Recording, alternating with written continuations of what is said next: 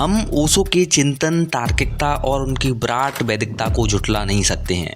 आप उनके आलोचक हो सकते हैं, उनके समर्थक भी, लेकिन भारत के आध्यात्मिक आकाश में उनकी मजबूत उपस्थिति को नज़रअंदाज नहीं कर सकते हैं। आखिर वो कौन से कारण रहे जिनकी वजह से रजनीश की वो लेगेसी उतनी उज्जवल नहीं बन सकी जितनी संभावनाएं थी? आखिर वो क्या वजह थी जिनकी वजह से अमेरिकी प्रेसिडेंट डोनाल्ड रीगन को भी झुकना पड़ा? लोगों के बीच धर्म, सेक्स, राजनीति, संन्यास को लेकर एक अलग विचार रखने वाले महान दार्शनिक रजनीश ओशो कैसे पूरे विश्व भर में प्रख्यात हुए? आखिर 21 देशों की सरकारों ने रजनीश को क्यों नहीं आने दिया गया? क्या थी उनकी मौत की वजह? आइए जानते हैं 20वीं शताब्दी के सबसे बड़े दार्शनिक कंट्रोवर्शियल गुरु रजनीश ओशो के बारे में।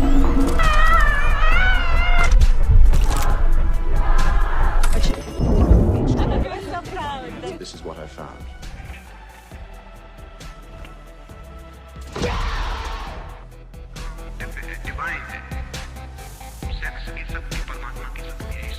तारीख 11 दिसंबर 1931 को मध्य प्रदेश के रायसेन जिले के गांव कुचवाड़ा में ओशो रजनीश का जन्म हुआ। उनका नाम चंद्रमोहन जैन रखा गया। रजनीश का फिलोसॉफी के ऊपर ज़्यादा झुकाव था। ओशो ने यूनिवर्सिटी ऑफ सागर से फिलोसॉफी में एमए किया और गोल्ड मेडलिस्ट रहे। ग्रेजुएशन करने के बाद रजनीश रायपुर के संस्कृत कॉलेज में लेक्चरर बन गए। शुरू से ही रजनीश की सोच क्रांतिकारी किस्म की थी। पढ़ाते समय रजनीश धर्म, सेक्स, रिलेशनशिप, पॉलिटिक्स और कई सामाजिक मुद्दों पर बात किया करते थे। हर विषय पर रजनीश की समझ काफ़ी गहरी थी। इससे कॉलेज का मैनेजमेंट काफ़ी नाखुश था। उन्हें लगता था कि रजनीश अपने भाषणों से बच्चों को बगावत की तरफ उकसा रहे हैं। कुछ वक्त के बाद चंद्रमोहन जैन यानी कि ओशो को कॉलेज से निकाल दिया गया। वहाँ से निकालने के बाद ओशो जबलपुर यूनिवर्सिटी पहुँचते हैं और कुछ साल एज अ प्रोफेसर वहाँ पढ़ाते हैं और साल 1960 में कॉलेज से निकल जाते हैं। 1960 से लेकर 1966 तक करीब 6 साल तक रजनीश भारत के हर हिस्से में घूमते हैं और जहाँ भी जाते हैं वहाँ अपना ज्ञान और प्रचार किया करते हैं, जिसमें कुछ मेडिटेशन टेक्निक भी बताया करते थे। धीमे धीमे लोग उनकी बातों से इन्फ्लुएंस होने लगे और उनकी प्रसिद्धि काफ़ी बढ़ने लगी। उन्होंने अपना नाम चंद्रमोहन जैन से आचार्य रजनीश रख लिया। फिर रजनीश मुंबई पहुंचते हैं। मुंबई पहुंचे तो मुंबई के भारतीय विद्या भवन में उन्होंने एक बड़ा ही बेबाक भाषण दिया।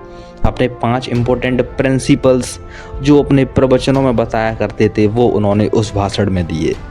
उसमें एक था दुनिया को सेक्स की ऊर्जा से मोक्ष के द्वार तक पहुंचने का रास्ता बताया। इसके बाद रजनीश की काफ़ी किताबें और उनके प्रवचन ऑडियो कैसेट मार्केट में काफ़ी आने लगे, जिससे रजनीश की प्रसिद्धि और ज़्यादा बढ़ गई।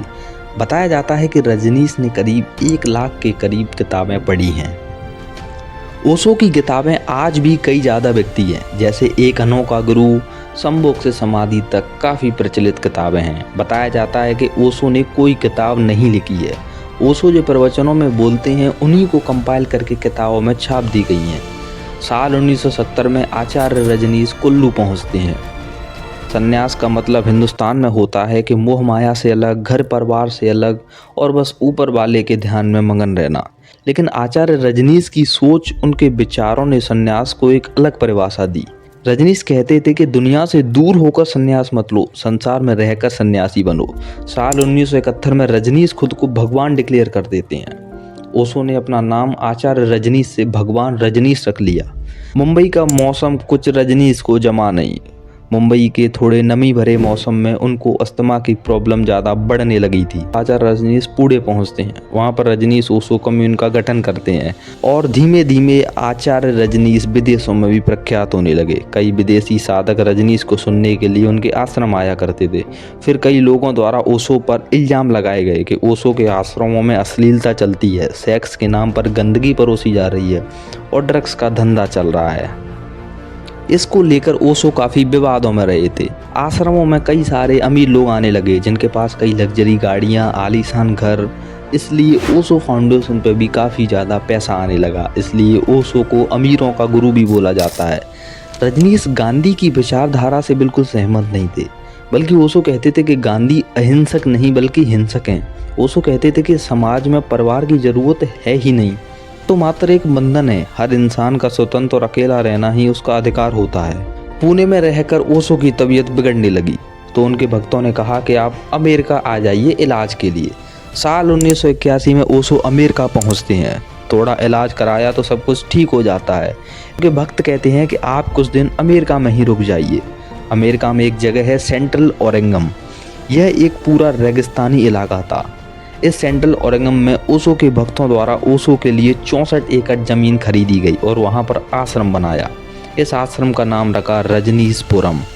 साथ ही करीब 10,000 भक्त रजनीशपुरम में रहा करते थे और विदेशों में भी रजनीश के बारे में लोगों ने पढ़ना सुनना शुरू किया। धीमे धीमे भक्तों की तादाद 10,000 से 20,000 हो गई तो भक्तों के मकान बनने लगे और एक छोटा सा पर्सनल एयरपोर्ट भी बन गया। बताया जाता है कि ओशो की खुद की हवाई सेवा एयर रजनीश भी शुरू हो गई। कई रिपोर्ट ये भी बताती हैं कि ओशो के पास करीब 96 रोल्स रॉयस थी और ओशो चाहते थे कि उनके पास महीने की 30 रोल्स रॉयस हो। वो चाहते थे कि हर दिन वो एक नई रोल्स रॉयस में बैठे। So many Rolls Royces. Why? How many? 80? No, 40? 90. And they are not so many.